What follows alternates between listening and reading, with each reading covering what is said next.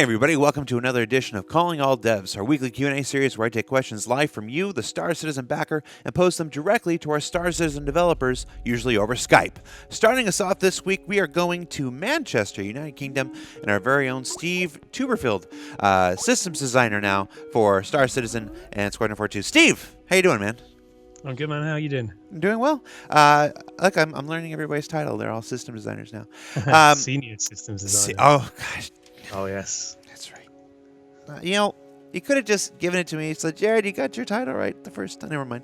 All right, nope. I will forever be in this torment. Steve, I got a question for you. It's from the backers. It's about life support. It says, how does life support work on our ships? Is it a component that we can swap or shoot out, like the power plant or cooler? Also, do we need to carry oxygen tanks and stuff like that to keep it running?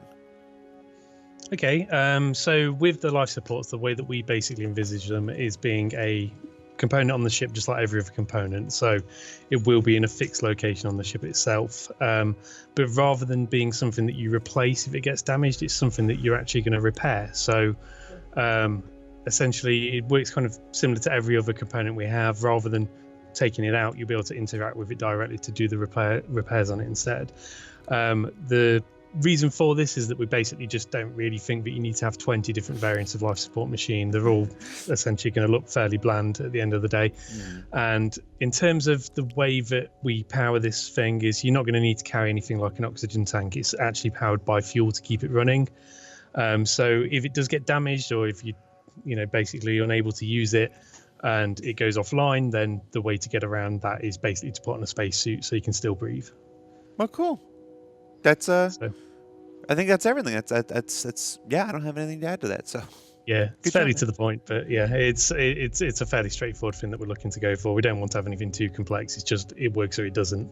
Yeah, no, I get that a lot. We have no shortage of complexity in Star Citizen. We can afford to make one system just a little hit it with a wrench, make it go. That's again. right. All right, Steve, I'll let you get back to work. Thank you so much, man. Nice one. Thanks, man. Cheers. All right, take care. Bye. All right, thank you so much, Steven TURBERFIELD. Now we are moving back to home base in our very own Cloud Imperium Games, Los Angeles, and just character art director. I mean, he is the senior. There's nobody above him, but it's not actually in his title. Josh, how you doing, man? Doing very good, man. How you doing? With the exception of titles, man. I got a question for you. Characters, such an important part of our first-person universe. Last week we had Todd Pappy on the show, and he talked about the potential return of player name tags over our heads. They're definitely coming back for Star Marine. We're still evaluating whether they're going to be back in the PU or not. We have a technical challenge. Once we solve that, then we can decide how, when, if we're going to implement it. This question is a follow-up. If we decide to continue without the player name tags, is the plan for player recognition a more diegetic approach, such as making player clothes and looks sufficiently distinct and unique to allow us to recognize people at a distance and perhaps even require introductions to know each other's names? Okay. I think it kind of is a little bit of a complex question, but I would answer it like this. So every location that you're going to go to is going to have a theme, right? Every planet is going to have its own look. It's going to have its own style. The plan has been to and is to make players and NPC or AI clothes the same. Creating two sets of assets is really difficult. Creating things, and that are you want to blend in with that location, so it doesn't necessarily make sense for that. So if you wanted to dress like a local, you can, right? That's absolutely totally possible. If you want to dress like somebody from a different system, a different planet, that's also totally fine.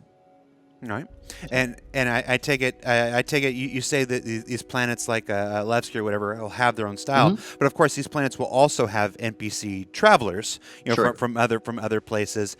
So even if you do have a very unique look, like I think of Star Wars, where Han and Lando wear the same outfit in an entire movie that takes place over several days. They're like, well, change your clothes.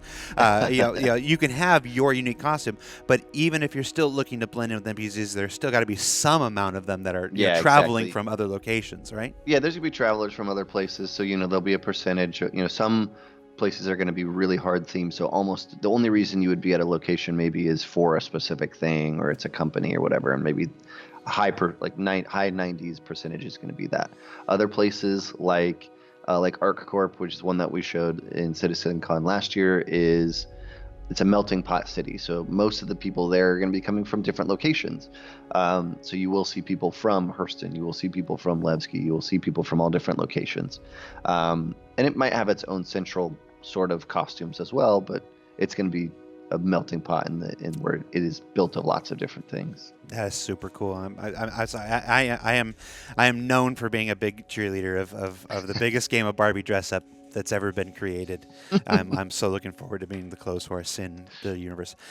Cool. All right, I'll let you go, man. Thank you so much for taking your time. Thanks. All right, see you later, man. Bye. All right, thank you so much. And now moving on to...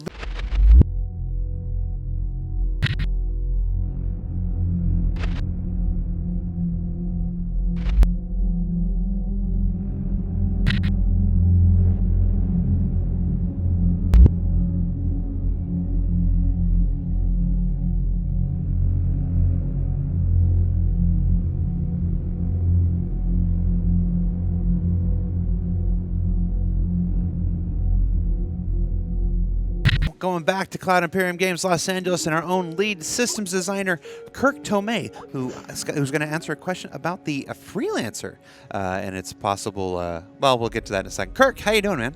Hey, good. How about yourself, Jared? I'm doing well. Thank you so much. And you're becoming a Calling All Devs All-Star. I got a question for you. It's interesting. It's a little niche. Most of our questions are kind of broader themed. I think this is a question that drills right down to a specific feature, and it got a fair amount of votes. So it says currently, when you enter the Freelancer using the side door, the airlock vents the entire ship as it is too small for the person to fit inside it. Are we expecting a Freelancer rework that will fix this issue? And is that rework planned, or what else can we expect? Yes, so we will need to eventually address all ships that have this issue. And I don't believe that an entire rework is required. We will need to specifically address the area that encompasses the airlock itself so that it's a better mechanism so that we don't have to re-art the entire ship, but just make it so that there is a way to not vent the entire contents of the internal atmosphere into space.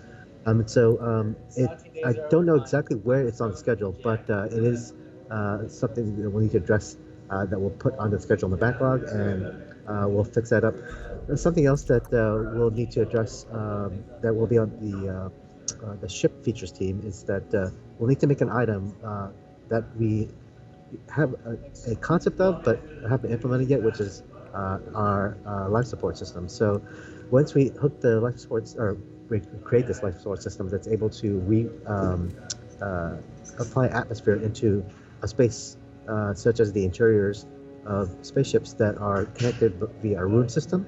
So our room system is connected to the doors. So that's why currently when you open a door, all your atmosphere vents out of space. That's great, but we have no way to repressurize the ships.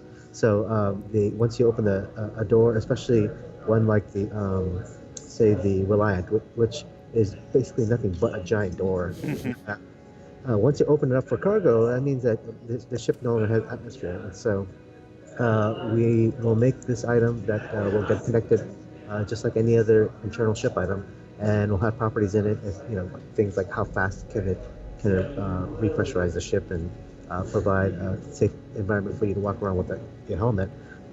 Put that inside ships and then connect that up to the room system, and so and do the same exact thing we do for power and connecting all the pipes, so that you will have a way in which once you do open a ship in space, that you're no longer hosed, and then you could put it back to the state where it should be with oxygen.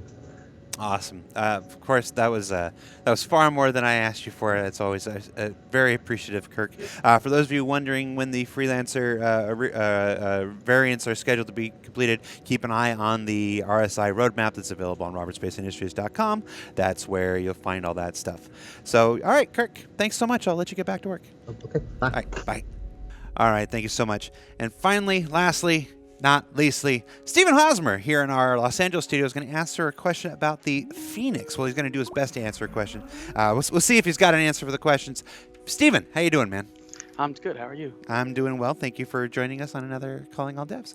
Yeah, no problem. Now, we got a question about the constellation Phoenix here. Now, everybody knows the Phoenix is currently in active development. They've seen it on ShipShape and whatnot. And we'll have a segment, a more in-depth segment on the Phoenix in the coming weeks or months.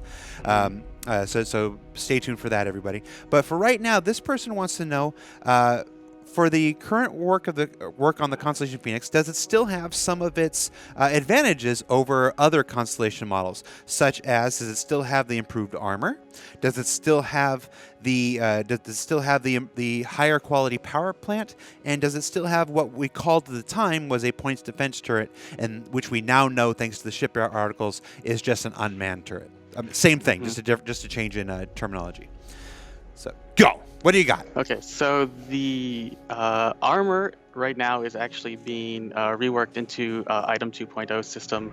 So I don't have an answer for that currently, but when that gets implemented, we will. Why are you laughing? I'm laughing because there's somebody behind you dancing. Yeah, it's Christopher. Christopher, stop dancing. I can't focus. Christopher. I'm doing a thing. We're recording this and you're dancing. We're recording. You're making him laugh. That's all. It's all right. So you were saying Armor 2.0. Armor item 2.0 is currently in the works, and it will be. I completely lost my train of thought. Armor 2.0 is in the works, and it will need to be completed before we know precisely how it will affect the Phoenix. Okay. But that the Phoenix should have, our intention is that it should have some improved armor.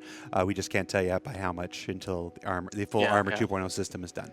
Yeah, so armor is currently in the works, being converted to Item 2.0, and the system isn't completely fleshed out, or at least I don't have the information.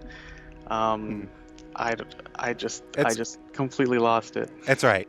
I think we covered the armor stuff. It's a big TBD, but our intention is still that it should have some more. Talk to us about the power plant. Are we going to edit all of that out? No, we're going to leave it all in. Oh wow. Okay. This is the behind the scenes show.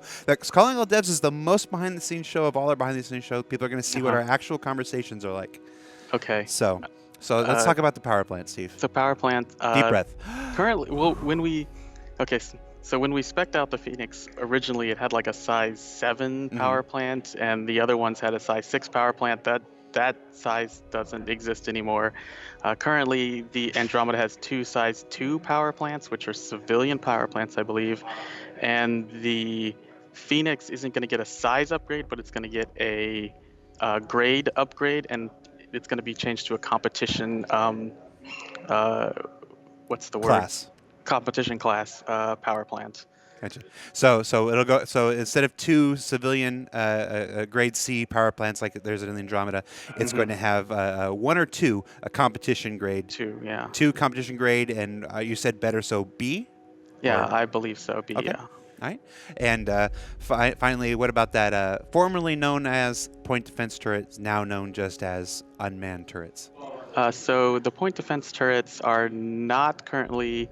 We don't currently have the tech for that, so when the Phoenix goes out in 3.3, we won't have those as a part of it, but when the tech gets implemented in the future, we will be adding them when that is implemented. Awesome. That sounded redundant. Nope. I got what you meant, man. I got what you meant. How you doing, Steve? I'm doing okay. You okay? Deep breath? Yeah, a little bit busy. We're just... So much this morning. Yes, I know. We're in that final stretch to push 3-2 out the door. So I understand you're also busy. So, but thank you so much for taking a little bit of time out of your day to do this for me. Cool. And you did great, dude. You always do great. I don't know what I'm talking about. I'm just a fraud. It's all right. I'll let you get back to work, man. Take care. Okay. Later. Right. Bye. Bye. Well, that about wraps up this week's show. Special thanks to Stephen TURBERFIELD and Josh HERMAN and and KIRK, TOME, and finally Stephen HOSMER for taking the time to appear on the show this week. You know, that is always the hardest point of any show, is me trying to remember 5 names and get through them in succession. Remember, you can submit your questions for consideration each and every week up on Spectrum, and don't forget to vote. That's the 2-pronged plan. You submit your questions, you vote on your questions. There's a brand new thread up there for June right now, so this is your chance. You submit questions, and you're always down at the bottom. That's why we make a new thread every single month. So brand new thread. It's your best chance yet to get your questions seen and voted on by your fellow citizens. So for Calling All Devs, I'm Content Manager for Global Video Production, Jared Huckabee. We'll see you next week, everybody.